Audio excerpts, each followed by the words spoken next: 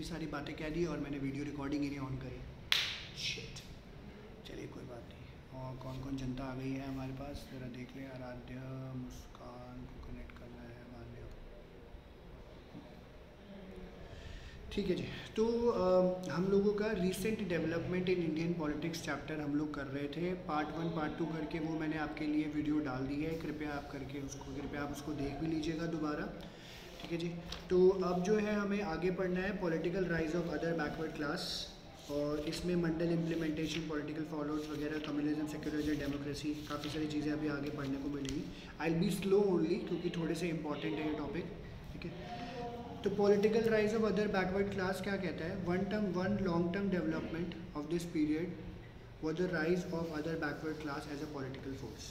ठीक है। अब होता क्या है, मैंने आपको पहले ही बता दिया। तो जो 5 डेवलपमेंट्स हमारी हुई थी, ओबीसी पॉलिटिक्स का जो है नया जो है हमारे सामने आता हुआ शुरू हो रहा था, और इसमें इसको नाम दिया गया ओबीसी। एडमिनिस्ट्रेटिव कैटेगरी था। एससी एसटीज़ के अलावा इनको बोला गया था ओबीसीज भी होने चाहिए, जो कि एजुकेशनली और सोशली बैकवर्ड है। इनको बैकवर्ड कास्ट्स के नाम से भी जाना जाता था। और जैसे कि इसमें इन्होंने बोला था कि 6 चैप्टर में हमने पढ़ा था कि बैकवर्ड कास्ट के अमंग्स जो है कांग्रेस पार्टी ने एक अपनी छाप अच्छे से बना ली थी। ठीक है। So you would recall that these rise of these parties found political expression eight the national level in the form of. हाँ जी सर, आपने वो फोटोज नहीं भेजी थी जो आपने वो बोर्ड पे जो करवाया था डेट्स बेटी, वीडियो डाल दी है, वो सारी वीडियो देख लेना। मैंने भेजी नहीं है, मैं भेज देता हूँ। भेजी नहीं है मैंने, भेज देता हूँ अभी, जस्ट भेजूँगा साथ के साथ ही। ठीक है, सारी भेज देता हूँ। ठीक है जी। तो ये था, और इसको बैकवर्ड कास्ट के नाम से जाना। इनको पहला जो है थोड़ा सा रिकॉग्निशन 1977 जब जनता पार्टी आई थी तब मिल गया था। जनता पार्टी, भारतीय क्रांति दल, संयुक्त सोशलिस्ट पार्टी, क्योंकि इसका रूरल बेस था, ज़्यादातर ओबीसी पॉलिटिक्स वहीं से शुरू हुए थे, तो इनको थोड़ा सा सपोर्ट मिल गया था यहाँ पे। अब क्या होता है, मंडल कमीशन के इम्प्लीमेंटेशन के बारे में बात आती है। जयप्रकाश नारायणन के अंडर ही था। लीडर इसके बिंदेश्वरी प्रसाद मंडल थे। ठीक है। तो अभी ये हमें पढ़ने को मिलेगा अभी। मंडल क्या कमीशन इम्प्लीमेंटेशन क्या था कि 1980s में जनता दल जो है एक they brought together a similar combination of political groups with strong support among the OBCs. The decision of National Front government to implement the recommendation of Mandal Commission further helped in shaping the politics of other backward class. National Front government ने अगर allow नहीं किया होता तो OBC हमारे सामने नहीं आता। इसका इंटेंस नेशनल डिबेट हुआ कि ओबीसी जो है रिजर्वेशन होना चाहिए, नहीं होना चाहिए, मिलना चाहिए, नहीं मिलना चाहिए। Does it help those who wanted to mobilise these groups in politics?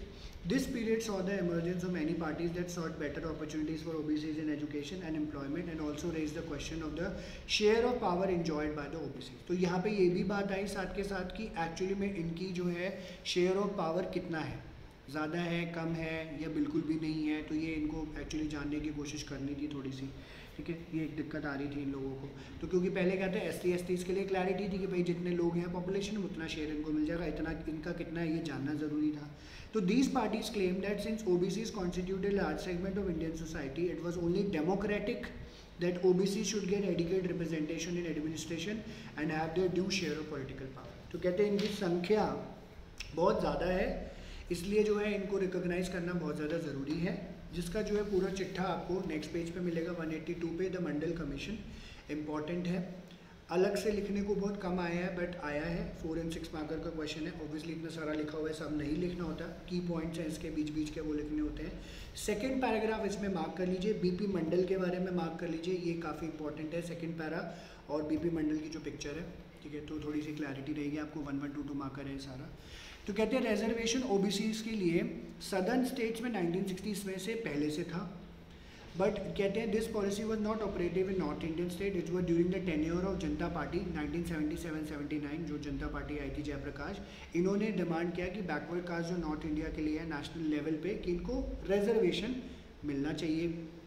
इस टाइम पे कर्पूरी ठाकुर चीफ मिनिस्टर थे बिहार के, और इस मूवमेंट को इन्होंने बढ़ावा दिया। तो ये 2-3 नाम आपको आएंगे। जयप्रकाश नारायणन की पार्टी के टाइम पे कर्पूरी ठाकुर चीफ मिनिस्टर थे, 9 मार्क कर लीजिएगा।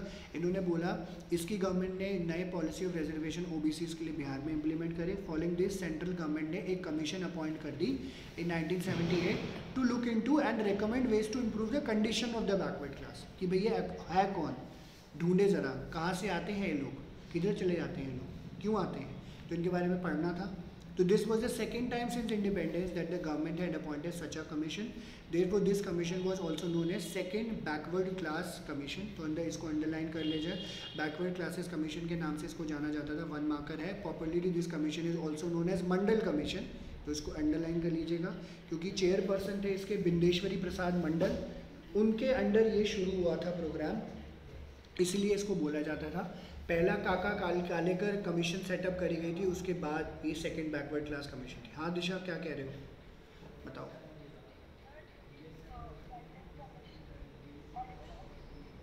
आवाज़ नहीं आ रही दिशा, मेरे को ज़ोर से बोलो। हाँ हाँ और ज़ोर से बोलो थोड़ा सा। हाँ एकदम बढ़िया।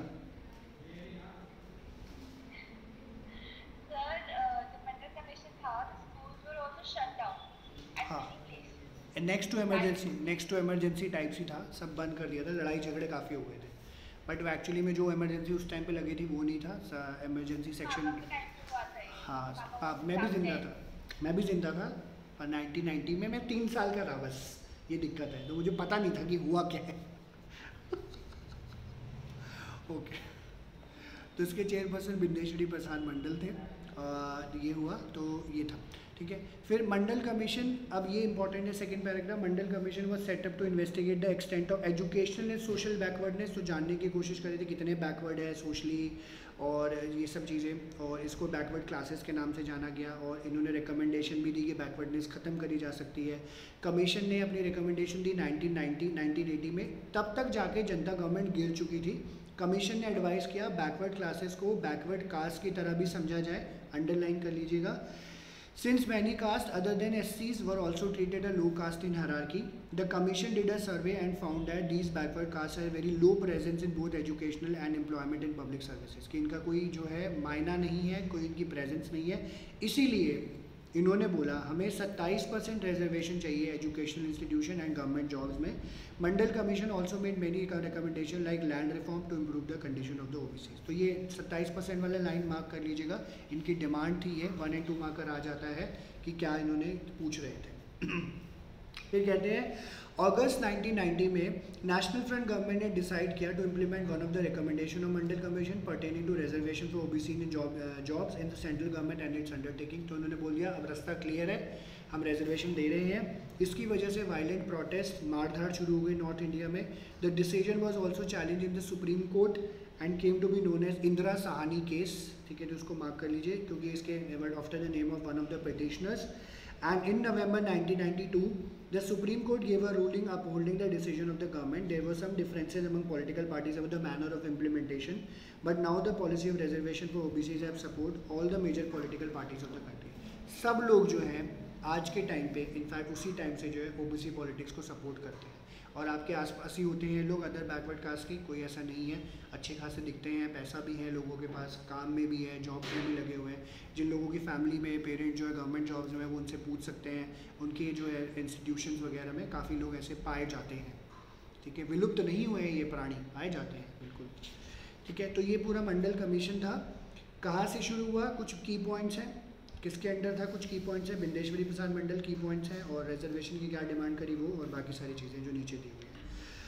अब इन्होंने बोला हमारा पॉलिटिकल फॉल आउट भी हुआ है, ऐसा नहीं हुआ कि नहीं है। तो कहते हैं 1980s के अंदर साथ साथ जैसे ओबीसी के लिए बात चल रही थी, तो उसके लिए साथ साथ जो है एक नया ऑर्गेनाइजेशन भी हमारे सामने आ रही थी, दलितों की ऑर्गेनाइजेशन। 1978 में जो एक ऑर्गेनाइजेशन फॉर्म हुई, backward and minority communities employees federation, जिसको नाम दिया गया BAMSEF, which was form.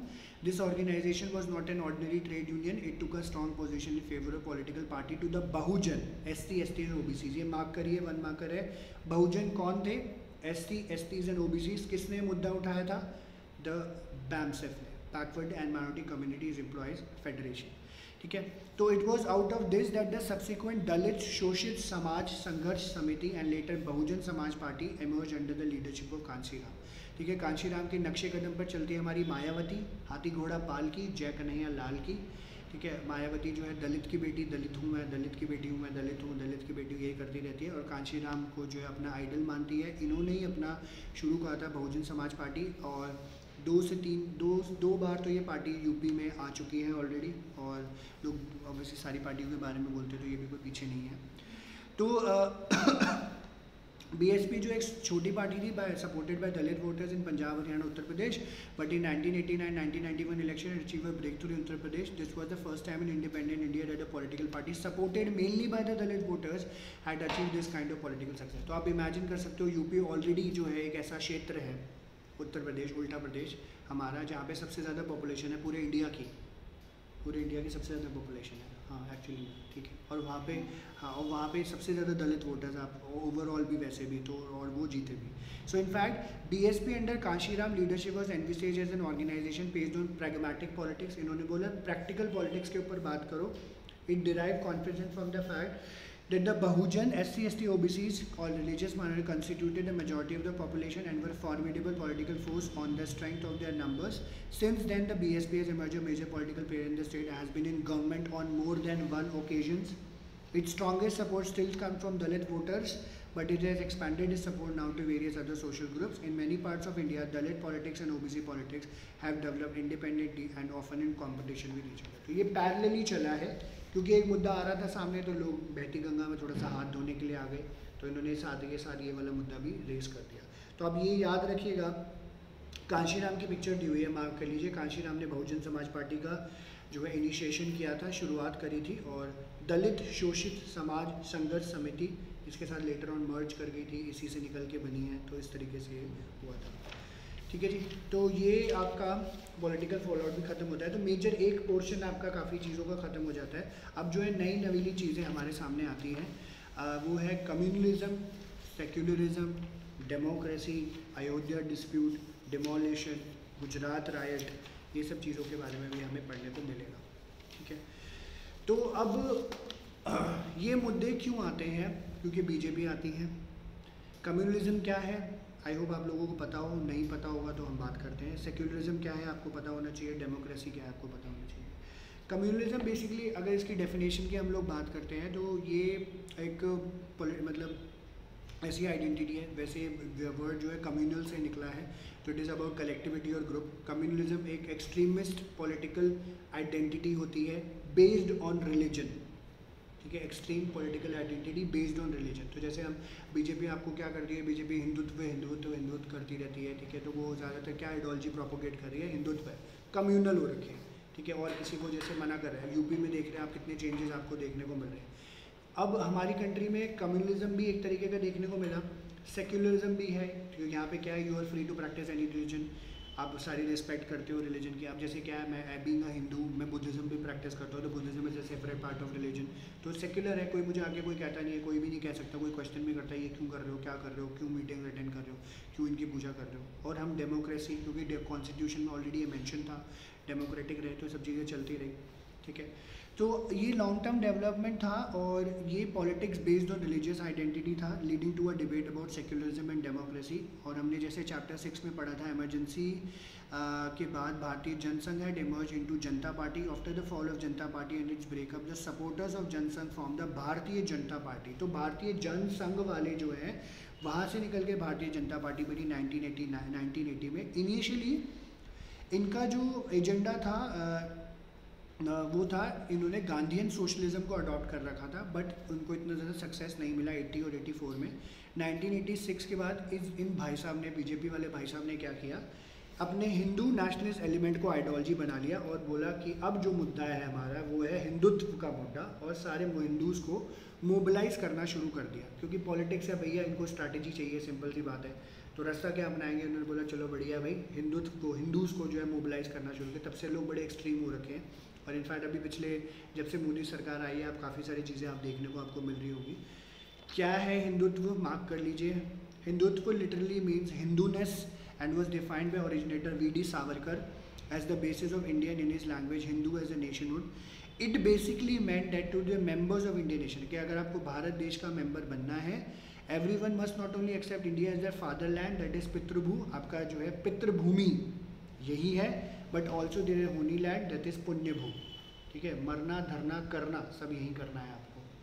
So believers of Hindutva argue that strong nation can be built only on the basis of a strong united culture. तो actually Bharatiya Jan Sangh की ना ideology शुरू से रही है, चैप्टर 2 में भी आप लोगों ने पढ़ा होगा, वन कल्चर वन नेशन, ठीक है, अखंड भारत, ये सब इनका रहा है कि हमारा कल्चर, हमारा हिंदू कल्चर होना चाहिए, ऐसा होना चाहिए। तो बीजेपी ने वो मुद्दा बना लिया, ठीक है, चलता रहा, और हिंदू ने कल्चर के ऊपर ज़्यादा प्रोपोगेशन की बात करी।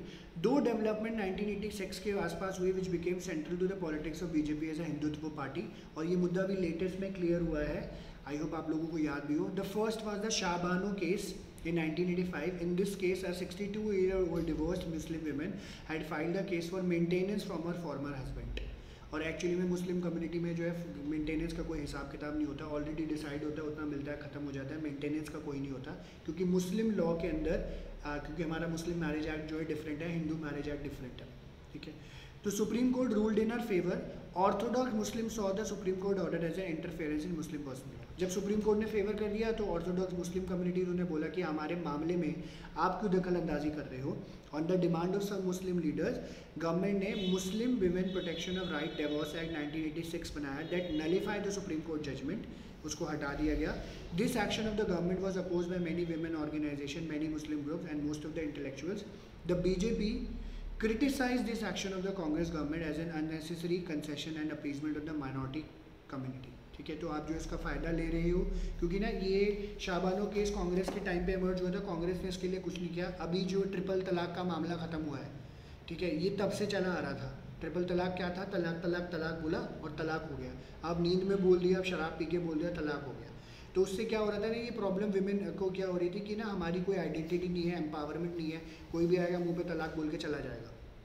तो ये मुद्दा हटाया, हालांकि इसके पीछे अभी लड़ाई हो गई थी, ठीक है। तो ये पीछे मुस्लिम कम्युनिटी ये बोल रही थी कि हमारे मामले में फिर से आप इंटरफेयर कर रहे हो, तो ऐसा नहीं होना चाहिए। तो उसके लिए थोड़ा बहुत चीज़ें चल रही थी, बट अब ये है कि तलाक तलाक तलाक बोल के आपको तलाक नहीं मिलेगा भाई साहब। ये देख लेना, कोई अगर कर रहा है शादी तो मुस्लिम कम्युनिटी में देख लेना जी।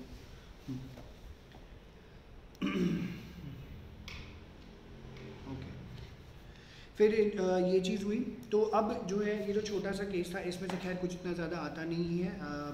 और अब जो है हम बात करते हैं अयोध्या डिस्प्यूट के बारे में। फाइनली जो है राम मंदिर कह रहे थे मंदिर वहीं बनेगा, मंदिर वहीं बनेगा, मंदिर अब वहीं बन रहा है, ठीक है जी। तो अयोध्या डिस्प्यूट था, कैसे कल्मिनेट हुआ उसके बारे में है ये बताया हुआ है।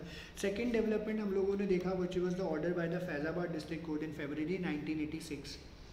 The court ordered that the Babri Masjid premises be unlocked so that the Hindus could offer prayers at the site which they considered as a temple, ठीक है। तो उनको ये लोगों को ये लगा कि ये राम जन्मभूमि है, राम लला की जन्म है, वहीं पे पैदा हुए हैं, तो इसको बाबरी मस्जिद यहाँ से हटाना चाहिए। उसको बोला ओपन अप कर दीजिए और वहाँ पे हिंदूज़ को प्रेयर ऑफर करने के लिए बोला जाए। डिस्प्यूट जो है कई सालों तक चला। मॉस्क नोन एज बाबरी मस्जिद एट अयोध्या। द बाबरी मस्जिद was the 16th century mosque in Ayodhya and was build by Mir बाकी, अंडरलाइन कर लीजिएगा, मुगल एम्परर बाबर जनरल थे, उनके अंदर थे ये। Hindus believe that it was built after demolishing a temple for Lord Ram in what it is believed to be this birthplace, ठीक है। The dispute took the form of court case and has continued for many decades. In the late 1940s, the mosque was locked up as matter with the court. तो इसको बंद कर दिया गया, सारी चीज़ें चलती रही। जैसे ही बाबरी मस्जिद के दरवाजे खुलते हैं, दोनों साइड की मोबिलाइजेशन शुरू हो जाती है। हिंदूज़ एंड मुस्लिम ऑर्गेनाइजेशन जो है अपने लोगों को मोबिलाइज करते हैं। ये जो लोकल डिस्प्यूट था, डिबेट थी, ये मेजर नेशनल क्वेश्चन बन गया, जिसकी वजह से कम्युनल टेंशन बढ़ गई हिंदू और मुस्लिम के बीच में। बीजेपी ने इसको बहुत बड़ा मुद्दा बनाया और इनफैक्ट बीजेपी के एक बड़े लीडर थे LK अडवाणी, अब बेचारे बेड पे पड़े हुए हैं, ठीक है। तो उन्होंने इसको एजेंडा बनाया एंड अलॉन्ग विद RSS, राष्ट्रीय स्वयंसेवक संघ और विश्व हिंदू परिषद, जो कि कट्टर एक्सट्रीमिस्ट हिंदू ऑर्गेनाइजेशन है एक्चुअली में, इन्होंने सिंबॉलिक मोबिलाइजेशन प्रोग्राम शुरू कर दिए कि मंदिर वहीं बनेगा, ये राम मंदिर की जगह अयोध्या है, इस तरीके से लार्ज स्केल मोबिलाइजेशन हुआ। एटमॉस्फेयर ख़राब हो गया, कम्युनल वायलेंस के खतरे बहुत ज़्यादा बढ़ गए, हो भी रहे थे। बीजेपी ने सपोर्ट जनरेट करने के लिए मैसिव रथ यात्रा निकाली from Somnath in Gujarat to Ayodhya, ठीक है, कि राम मंदिर है, क्योंकि हिंदूज़ वैसे भी हमारी पॉपुलेशन बहुत ज़्यादा है, तो ये चीज़ करी गई। अब यहाँ पे डिमोलिशन होती है 6 दिसंबर 1992 को। ऑर्गेनाइजेशन जो supporting the construction of the temple, उन्होंने कार सेवा ऑर्गेनाइज करी गई, RSS, VHP और BSP वाले, BJP वाले, और जो है as a voluntary service by devotees for building the Ram temple. The situation had become tense all over the country, specially at Ayodhya, supreme court had order the state government to take care that the disputed site will not be endangered. Supreme court ने verdict क्या दिया हुआ था, disputed site है, state government को ये order है, इसको कुछ नहीं होना चाहिए, ठीक है, सिंपल सी बात है कि बाबरी मस्जिद को कुछ नहीं होना, प्रोटेक्टेड है, इसका तरीका हम लोग निकालेंगे। हाउएवर हज़ारों की संख्या में, लाखों की संख्या में 6 दिसंबर 1992 को लोग जाते हैं, मस्जिद वहाँ पे गिरा देते हैं हथौड़ों से। इसकी डॉक्यूमेंट्री है 20-25 मिनट की, आप देख सकते हो, न्यूज़ चैनल की, 2 बड़ी पॉपुलर है, उसमें सारी कहानी बता रखी है, लोगों को क्या डर था मुस्लिम हिंदू कम्युनिटी का, और लोग किस तरीके से क्या क्या कह रहे थे। बड़ा मतलब दर्दनाक केस हो जाता है हमारे यहाँ पे तो। एंड इसकी वजह से हिंदू मुस्लिम के राइट शुरू हो गए। मुंबई में वायलेंस इरप्ट हुआ जनवरी 1993 में, 2 हफ्तों तक चला मुंबई में। आप लोगों ने शायद अगर ब्लैक फ्राइडे मूवी देखी होगी तो थोड़ा सा इसमें उसका डिस्क्रिप्शन भी है। और ये जो इवेंट है अयोध्या का, इसमें काफ़ी सारी डेवलपमेंट्स हुई। द स्टेट गवर्नमेंट जहाँ पे with the BJP as the ruling state, जहाँ जहाँ बीजेपी थी स्टेट गवर्नमेंट, वहाँ पे सबको डिसमिस कर दिया गया, ठीक है, सेंटर ने कर दिया। Along with that other state where BJP was in power, वहाँ पे प्रेसिडेंट रूल लगा दिया गया, ठीक है। एंड अ केस रजिस्टर कर दिया, चीफ मिनिस्टर उत्तर प्रदेश के थे उस टाइम पे, कि आपने जो है कंटेम्प्ट ऑफ कोर्ट किया है, जब आपने लिख के दिया था कि डिस्प्यूटेड स्ट्रक्चर को प्रोटेक्ट किया जाएगा, तो ऐसा क्या हो गया जिसकी वजह से जो है वहाँ पे अटैक हुए और बाबरी मस्जिद को गिरा दिया गया, ठीक है। सेंट्रल गवर्नमेंट ने कमीशन अपॉइंट करी इन्वेस्टिगेट करने के लिए। जितनी भी पॉलिटिकल पार्टीज़ ने उन्होंने कंडेम किया कि डिमोलिशन का, एंड डिक्लेयर डैट कि ये प्रिंसिपल्स ऑफ सेक्युलरिज्म के अगेंस्ट है, ऐसा नहीं किया जाना था।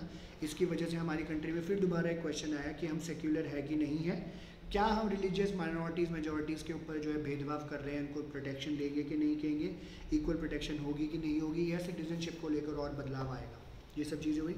And during this time there has also been debate about using religious sentiment for electoral purpose. तो लोगों ने क्या किया, रिलीजियस सेंटिमेंट इलेक्टोरल पर्पज़ के लिए यूज़ करना शुरू कर दिया, ठीक है। तो कहते हैं हिंदू हो जी हमारे साथ हो जाओ, मुस्लिम हो जी तो हमारे साथ हो जाओ, दलित हो तो हमारे साथ हो जाओ, तो इसको बहुत फ़ायदा उठाया गया। India's democratic politics is based on the premise that all religious community enjoy the freedom that they may join any party and that there will not be community based political party। बोलते हैं, होता daily है, हर basis पे होता है, लोग ये कह देते हैं ऐसा कुछ नहीं है, पर आप ये मेजर जो है पोलैरिटी आप क्लियरली देखते हो, हिंदूज भी इधर और मुस्लिम भी उधर। This democratic atmosphere of communal enmity has faced many challenges since 1984, as we have read in chapter. This happened in 1984 in the form of anti-Sikh riot. तो anti-Sikh riot मार्क कर लीजिएगा। In February ये anti-Sikh riot 1984 में हुआ था। February March 2002 में Muslims को गुजरात में भी मारा गया। Such violence against the minority community and violence between two communities is a threat to democracy। तो कहते हैं इसलिए पॉलिटिक्स भी नहीं करना चाहिए, और इस तरीके से जो वाक़े हुए थे उसके बीच से वजह से भी प्रॉब्लम आपको हो जाती है। ये जो इशू कल्मिनेट हुआ, गुजरात राइट हुए थे, इसको गोधरा कांड भी बोला जाता है, ठीक है। गुजरात राइट फरवरी मार्च 2002 के आसपास हुए थे।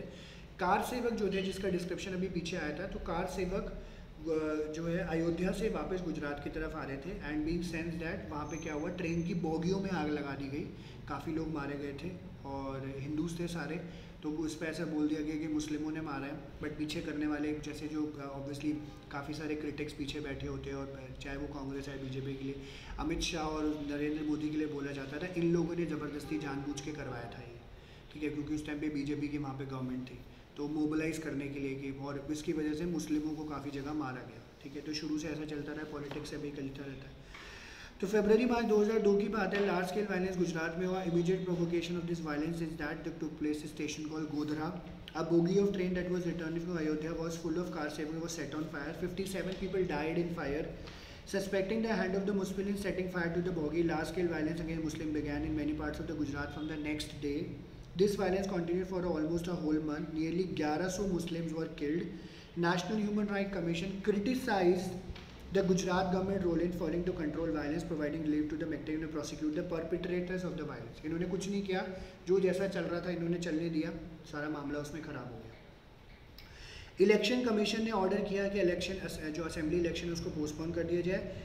एंटी सिख राइट जो 1984 का हुआ था, ठीक है, और गुजरात राइट जो ये 2002 के हुए, तो ये क्या कहते हैं, इट शोज़ दैट, ये अंडरलाइन करेगा that the governmental machinery also become susceptible to sectarian passions, ठीक है, यानी सरकार भी अपने फ़ायदे के लिए सेक्ट्स में अपने आप को डिवाइड कर लेते हैं। हम तो हिंदू हैं जी, हम तो ये करेंगे, हम तो मुस्लिम है जी, हम तो ये करेंगे। Instances like Gujarat alert us to dangers involved in using religious sentiments for political purposes. This poses a threat to democratic politics. इसको अंडरलाइन कर लीजिएगा कि रिलीजियस सेंटिमेंट्स को अगर पॉलिटिकल पर्पसेस के लिए अगर आप यूज़ करते हैं, ये सबसे बड़ा खतरा है पॉलिटिक्स में, तो आपको यूज़ नहीं करना है। और दो इंस्टेंसेस कैसे हो गए, गुजरात राइट हो गया और एंटी-सिख राइट हो गया, जो कि 1984 का था। ठीक है, डेट्स आपको याद रखनी है क्योंकि 1122 मार्कर ये आया हुआ है, तो याद रखना। ओके जी, इतना समझ आया? किसी को कोई डाउट है इसमें? वैसे तो सारा थ्योरी था, किसी को कोई डाउट है तो अनम्यूट करके पूछ सकता है जी। ओके जी, डर से एक दिन बुक देना, एक मिनट।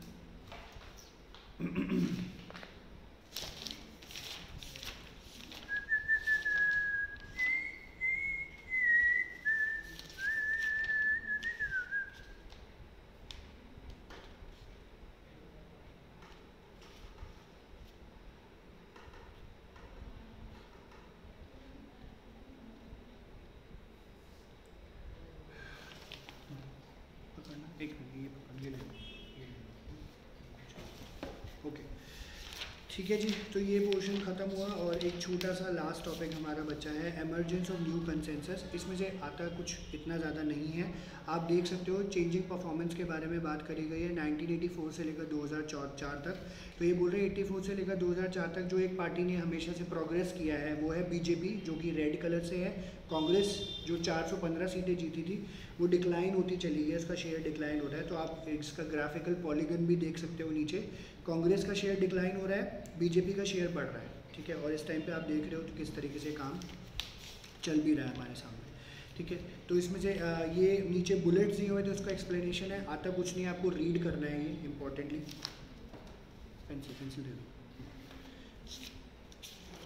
तो ये आपको रीडिंग पे रखना है, ये याद रखना प्लीज़। ठीक है, कि कौन सी पार्टी ने गेन किया है, ये क्वेश्चन आ जाता है कभी कभी। लोकसभा इलेक्शन 2004 के मार्क कर लीजिएगा, इंपॉर्टेंट है लोकसभा इलेक्शन। तो कहते हैं 2004 का इलेक्शन हुआ, कांग्रेस पार्टी भी कोलिशन में आई बिग वे में, एनडीए को डिफीट कर दिया गया और न्यू कोलिशन गवर्नमेंट आई लेड बाय द कांग्रेस, जिसका नाम दिया गया United Progressive Alliance came to power. ये कांग्रेस का ही अलायंस था। ठीक है, तो गवर्नमेंट को लेफ्ट फ्रंट पार्टी से सपोर्ट मिला। इलेक्शन ऑफ 2004 ऑल्सो विटनेस की पार्शियल रिवाइवल हो गया, फिर से कांग्रेस का दोबारा रिवाइवल हो गया, and it could increase it seats for the first time since 1991। However in 2004 का election there was a negligible difference between the votes polled by Congress and its alliance and BJP and its alliance. आप देख सकते हो 2004 का जो graph है उसमें 138 seats BJP को मिली है, 145 सीट्स कांग्रेस को मिली है, ज़्यादा फर्क नहीं है, 7 सीटों का फर्क है। तो बक्कर जो कड़ी टक्कर थी, बराबर की टक्कर यहाँ पे थी। ठीक है, तो दस the party system has now change almost dramatically from what it was till 70s। वही पीछे की कहानी कोलिशन। अब अगर आप, क्योंकि बीजेपी के पास भी मेजॉरिटी नहीं थी और कांग्रेस के पास भी नहीं, और कांग्रेस कैसे आई है, कोलिशन के साथ आई है। The political processes that are unfolding around us after the 1940s show the emergence of 4 groups of parties. तो ये अंडरलाइन कर लेना, 4 तरीके की पार्टीज हमारे पास आ रही है। Parties that are in coalition with the Congress, parties that are in alliance with the BJP, left front parties and other parties who are not part of any of these three। ठीक है, इस तरीके के group हुए, और in fact आपको power में आना है, इन सब से कुछ ना कुछ जो है आपको गेम खेलनी पड़ेगी, तभी जाके आप पावर में आ सकते हो। ठीक है, so the situation suggest that competition will be multi cornered. ठीक है, तो अलग अलग जगह जो है अलग अलग कंपटीशन प्रिवेल हो रहा था। एंड सबसे, हाँ दिशा,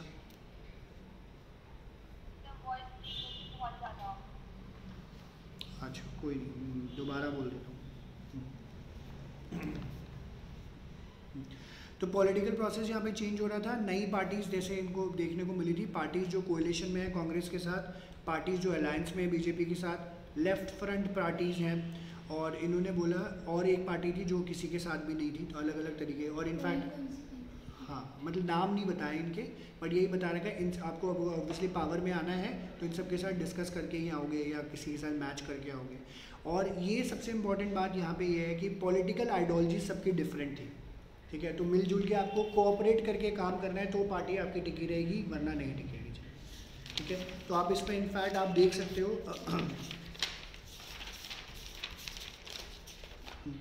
पेज नंबर 179 देखोगे तो सेंट्रल गवर्नमेंट कौन कौन सी रही है 2004 में ही आप देखोगे तो 2004 से लेकर 2014 तक यूनाइटेड प्रोग्रेसिव अलायंस रहा है लेड बाय कांग्रेस, प्रधानमंत्री मनमोहन सिंह रहे हैं यहाँ पे, और 2014 के बाद फिर इसमें जो है चेंज आ गया था। ठीक है, आप इसमें देख सकते हो कौन कौन से प्राइम मिनिस्टर कब कब रहे हैं हमारे, तो एक आपको आइडिया लग जाएगा। ठीक है जी, और लास्ट जो हमारा टॉपिक है ग्रोइंग कंसेंसस, ये 6 मार्क्स का टॉपिक है ये वाला। तो इनफैक्ट जैसे पहला वाला टॉपिक है रीसेंट डेवलपमेंट, अगर वो नहीं आता है तो ये क्वेश्चन आता है। यूजली 2 क्वेश्चन सबसे ज़्यादा कवर होते हैं यहाँ से, या तो ग्रोइंग कंसेंसस आ जाता है या रीसेंट डेवलपमेंट आ जाता है, वरना एक बीच का क्वेश्चन होता है alliance politic era of coalition क्या है, या आप देख रहे हो 1989 से 2014 तक या 2004 तक क्या चेंज आया है, ये मिक्स करके क्वेश्चन आ जाता है।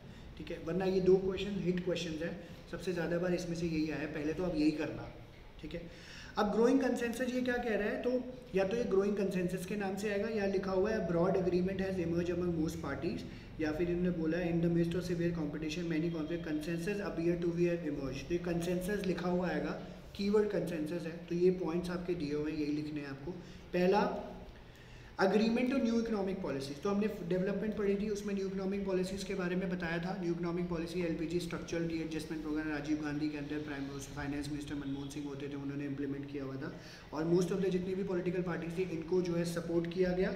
मोस्ट पार्टीज ये भी बोलती थी कि हमारी कंट्री को प्रॉस्पेरिटी की तरफ लेके जाएगी एंड हमें इकोनॉमिक पावर बनाएगी, ऐसा ही हुआ एलपीजी की वजह से। सेकेंड, इन्होंने बोला जो भी ओबीसी और दलितों के क्लेम्स थे, सोशल बैकवर्ड पॉलिटिकल पार्टीज़ के क्लेम थे, उसको एक्सेप्ट किया गया। As a result all political parties now support and reserve the seats for backward caste classes in education employment. Political parties are also willing to ensure that the OBCs get adequate share of power, क्योंकि recognition था, लोगों को मुद्दा चाहिए, politics में मुद्दा चाहिए, OBC politics का मुद्दा उठा दिया, इसका फ़ायदा काफ़ी लोगों को मिला।